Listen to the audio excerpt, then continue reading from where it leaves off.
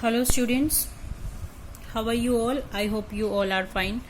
So today we will discuss about J.J. Thomson model of atom. So you have also studied about this model of atom in your previous class, 9th class. So let's recall. So जो J.J. Thomson model of atom था, उन्होंने क्या बताया था atom के बारे में? J.J. Thompson ने उन्होंने बताया था कि an atom consist of a uniform sphere of positive charge in which electrons are distributed more or less uniformly, right. तो देखते हैं, उन्होंने इस तरह से एक स्ट्रक्चर बनाया, ठीक है, एक स्फीयर के जैसा स्ट्रक्चर बनाया और उन्होंने बताया कि जो एटम है, ठीक है, वो यूनिफॉर्मली चार्ज स्फीयर की जैसा है एक, ठीक है। जो स्फीयर है उस पर कैसा चार्ज है? पॉजिटिव चार्ज है, ठीक है। और स्फीयर के अंदर जो इलेक्ट्रॉन है वो क्या है? एम्बेडेड है। क्या है? इलेक्ट्रॉन उसके अंदर एम्बेडेड, ठीक है। Electrons are embedded in the sphere. और जो उसने ये एटम का जो मॉडल दिया था उसको इसने किससे रिलेट किया? He relate that model of atom with watermelon, right. Watermelon तो सभी ने देखा होगा और इवन खाया भी है, राइट। तो जो वाटरमेलन है, ठीक है, watermelon is also like a sphere, ठीक है।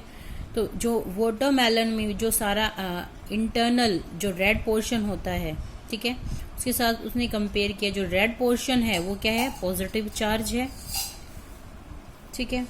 और जो वाटरमेलन के अंदर जो उसके सीड्स हैं, ठीक है, जो वाटरमेलन के सीड्स हैं उसको उसने क्या बोला?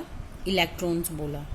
तो उसने सिंपली बताया कि वाटरमेलन का जो रेड पोर्शन है that is positive charge, work as a uniform sphere of positive charge in which electrons are embedded और डिस्ट्रीब्यूटेड एज अ सीड, ठीक है। तो इसीलिए इसको वाटरमेलन मॉडल भी बोला गया। और जो दूसरा एग्जाम्पल है, जैसे कि आप लोग हलवा तो सभी खाते हो, राइट। तो जो हलवा में कौन से जो भी ड्राई फ्रूट्स हम लोग डालते हैं, रेजिन डालते हैं, ठीक है, जो भी पुडिंग बनाते हैं, तो वो भी इसी तरह से होता है। जैसे जो हलवा बनाया, ठीक है, उसके अंदर जो ड्राई फ्रूट्स हैं, रेजिन्स है, वो डाल दिए, तो हलवा यहाँ पे क्या होगा?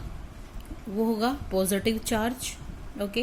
Pudding is positive charge distributed in, right, and the dry fruits which we have used to make pudding are work here as a electron, ठीक है। तो जो ड्राई फ्रूट्स हैं वो इलेक्ट्रॉन की तरह काम करेंगे। तो इस तरह का कुछ मॉडल बताया था J.J. थॉमसन ने। तो that's why it is also called plum pudding model और रेजिन पुडिंग और watermelon model. So I hope this is clear. This is clear, right? So this model assume that mass of atom is evenly spread over the entire atom, right? तो ये electrical neutrality के बारे में हमें बता रहा था। Means atom is neutral as a whole, उन्होंने बताया, ठीक है। क्योंकि पॉजिटिव चार्ज भी है और नेगेटिव चार्ज भी है, राइट। तो ये अगर कैंसिल आउट हो जाता है तो क्या होगा? He could explain electrical neutrality of atom, right. Electrical neutrality के बारे में तो बता दिया, पॉजिटिव और negative charge it means it will become neutral, right. But उन्होंने जो एटम है उसकी स्टेबिलिटी के बारे में नहीं बताया, तो he could not explain the stability of the atom. So I hope this is clear. So this is all about J.J. Thomson model of atom. Now students, we will study about Rutherford's model of atom, right? तो जो Rutherford scientist थे उन्होंने भी जो atoms है उस पर एक एक्सपेरिमेंट करके देखा और उन्होंने अपना मॉडल बताया, ठीक है। तो उन्होंने अल्फा पार्टिकल स्कैटरिंग एक्सपेरिमेंट किया। मीन्स इसमें क्या था? उन्होंने क्या किया? जो अल्फा पार्टिकल्स थे, एक सोर्स लिया, ठीक है, उस सोर्स से जो अल्फा पार्टिकल्स थे, अल्फा पार्टिकल्स हमने ऑलरेडी पढ़ चुके हैं हम, ठीक है। हीलियम का मैंने बताया था, जो न्यूक्लियस होता है that is work as alpha particle. तो उन्होंने क्या किया, जो अल्फा पार्टिकल थे, अल्फा पार्टिकल्स को उन्होंने एक गोल्ड की थिन फॉइल ली, ठीक है, बिल्कुल पतली सी फॉइल ली गोल्ड की, और अल्फा पार्टिकल्स को उस पर क्या किया, बोम्बार्डमेंट करवाई उसकी, ठीक है, अल्फा पार्टिकल्स की उस पर बोम्बार्डमेंट करवाई विद अ हाई स्पीड, ठीक है। और उन्होंने देखो इस तरह से एक सर्कुलर फ्लोरोसेंट स्क्रीन भी लगा दी।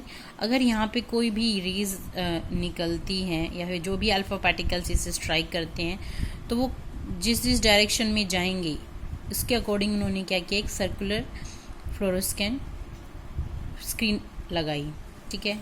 आई होप दिस इज क्लियर। तो जब उन्होंने ये एक्सपेरिमेंट किया तो उन्होंने क्या ऑब्जर्व किया, but he observe that most of alpha particles pass through the gold foil undeflected, ठीक है। जैसे ही उन्होंने पास की अल्फा पार्टिकल्स को, तो ज़्यादातर जो अल्फा पार्टिकल्स थे, इस तरीके से समझो, ये एटम है गोल्ड का, ठीक है। तो जो अल्फा पार्टिकल्स आए ज़्यादातर क्या थे, ऐसे के ऐसे सीधे के सीधे ही क्या हो गए, पास हो गए, राइट। जैसे ही अल्फा पार्टिकल्स आई से सीधे के सीधे पास हो गए। तो this is the first observation, most of alpha particles pass through the gold foil undeflected, deflect नहीं हुए, सीधे के सीधे ही निकल गए वो, ठीक है। सेकेंड थी, some of alpha particles were deflected by some angles, कुछ आए अल्फा पार्टिकल्स और वो क्या हुए, कुछ एंगल से डिफ्लेक्ट होके और चले गए, ठीक है। और कुछ बहुत कम, means very few alpha particles ऐसे थे जो आए और वापस डिफ्लेक्ट होके चले गए, ठीक है। वेरी फ्यू मीन्स 2000 की अगर हम बात करें तो उसमें से एक अल्फा पार्टिकल ऐसा था जो आया और उसी डायरेक्शन में वापस डिफ्लेक्ट होके चला गया, बहुत ज़्यादा एंगल से डेविएट हुए वो, ठीक है, 180 एंगल से डेविएट होके वापस उसी अपने पाथ पे चले गए। तो these are the 3 observations about Rutherford model of atom. Okay, I hope this is clear.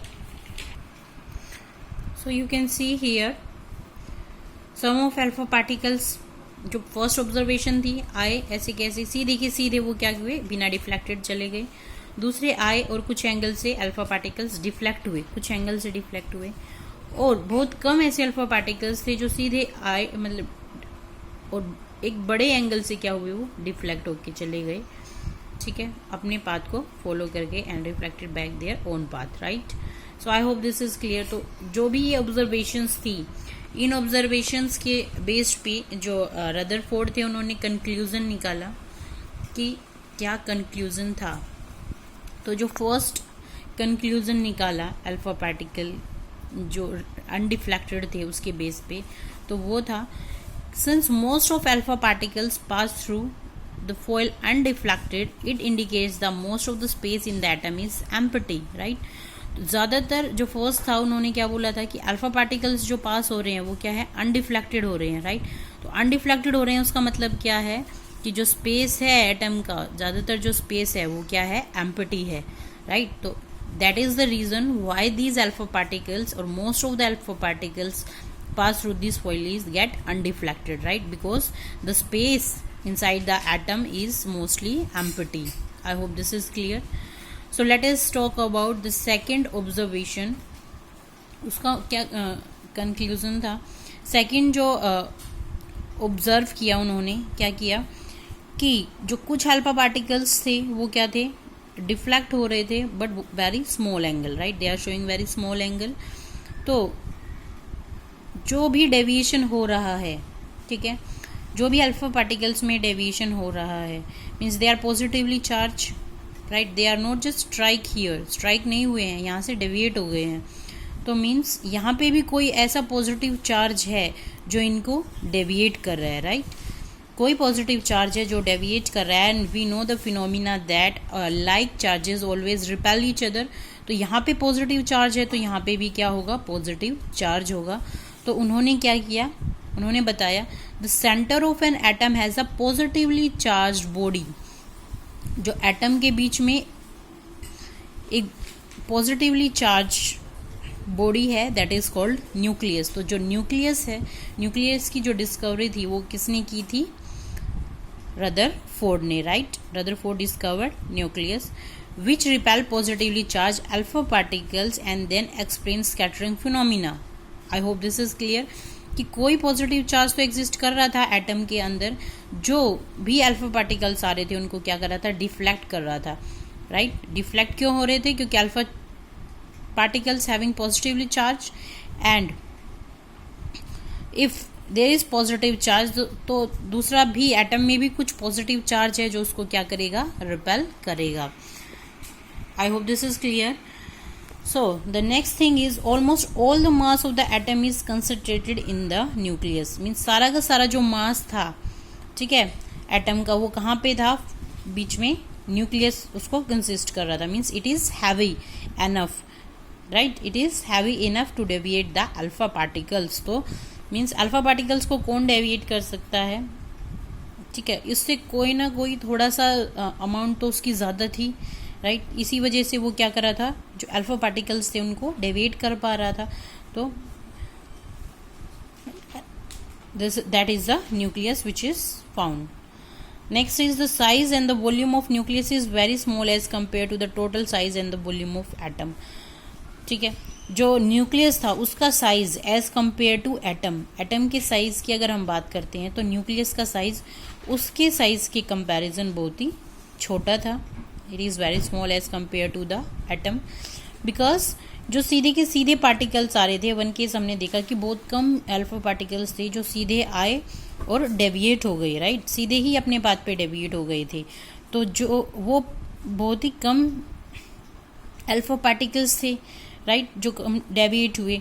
तो इट मीन्स जो चार्ज है, ठीक है, जो भी न्यूक्लियस है, तो उसने जो न्यूक्लियस फाइंड आउट किया, इट मीन्स वो कहीं छोटी सी जगह में है, राइट। उसका जो पार्ट है वो क्या है? एक स्मॉल पार्ट है, ठीक है, as compare to the atom. अगर वो मान लो अगर ये न्यूक्लियस थोड़ा बड़ा होता, ठीक है, या फिर इसका जो साइज़ है वो थोड़ा बड़ा होता, अगर हम एटम से कंपेयर करें, तो जो हमारे जो सीधे पार्टिकल्स आ रहे थे अल्फा पार्टिकल्स, वो क्या होते? वो और डेविएट हो सकते थे, राइट। बट उसने क्या देखा था कि ज़्यादातर जो अल्फा पार्टिकल्स आ रहे थे वो डेविएट नहीं हो रहे थे, राइट। तो डेविएट नहीं हो रहे थे मतलब बहुत ही कम डेविएट हो रहे थे। उसका मतलब क्या है कि जो न्यूक्लियस है that is existing in very small place, right, बहुत ही छोटी सी जगह में वो एग्जिस्ट कर रहा है, बहुत ही छोटा है as compare to atom. So these are the observations, or you can say the main features which Rutherford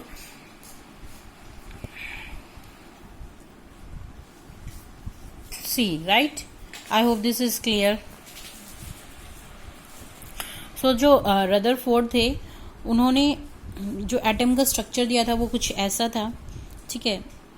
means उन्होंने बताया कि जो न्यूक्लियस है वो एटम के अंदर है, ठीक है, बीच में है, सेंटर, और जो इलेक्ट्रॉन्स हैं वो क्या हैं? न्यूक्लियस के चारों तरफ रिवॉल्व हो रहे हैं। Electrons are revolving around the nucleus. I hope this is clear. So now we will discuss about the drawbacks of Rutherford's model. So let us discuss the drawbacks of Rutherford model. जो Rutherford model था वो भी नहीं चला। क्यों नहीं चला? इसके पीछे भी कुछ कारण था। तो let us find out what's the reason behind that and what are the drawback और limitations of Rutherford model।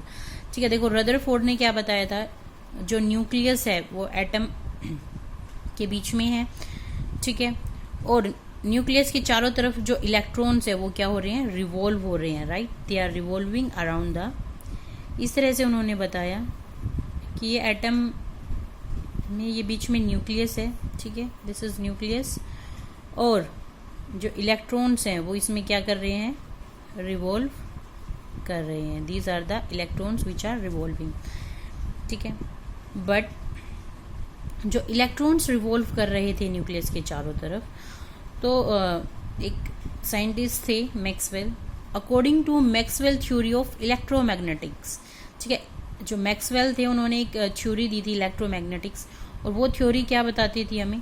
जो स्मॉल चार्ज पार्टिकल्स हैं, ठीक है, मीन्स जब एक negatively charge particle positively charge particle के अराउंड अगर रिवॉल्व कर रहा है, ठीक है, तो जो उनकी एनर्जी है, ठीक है, दे विल, जो इलेक्ट्रॉन्स हैं वो क्या कर रहे हैं, उसकी एनर्जी क्या हो जाएगी, लूज हो जाएगी, they will lose its energy. ठीक है, तो मैक्सवेल ने बताया अगर इलेक्ट्रॉन न्यूक्लियस के चारों तरफ घूम रहे हैं या कोई भी जो चार्ज है अपोजिटिवली चार्ज हैं, अगर एक दूसरे की तरफ राउंड कर रहे हैं, मूव कर रहे हैं, तो वो क्या होगा, अपनी एनर्जी को लूज करेंगे। और देखो जैसे जैसे एनर्जी लूज होती जाएगी, ठीक है, अगर हम इलेक्ट्रॉन्स की बात करें, ठीक है, उसने फिर इसको इस एटम के साथ कंपैरिजन किया, ठीक है, अगर इलेक्ट्रॉन्स की अगर बात करें तो इलेक्ट्रॉन्स जैसे जैसे मूव कर रहा था वो क्या कर रहा था, अपनी एनर्जी लूज करता जा रहा था अकॉर्डिंग टू मैक्सवेल थ्योरी। ठीक है, तो इलेक्ट्रॉन अपनी एनर्जी लूज करता जा रहा है, करता जा रहा है, करता जा रहा है, और फाइनली एक स्टेज ऐसी आएगी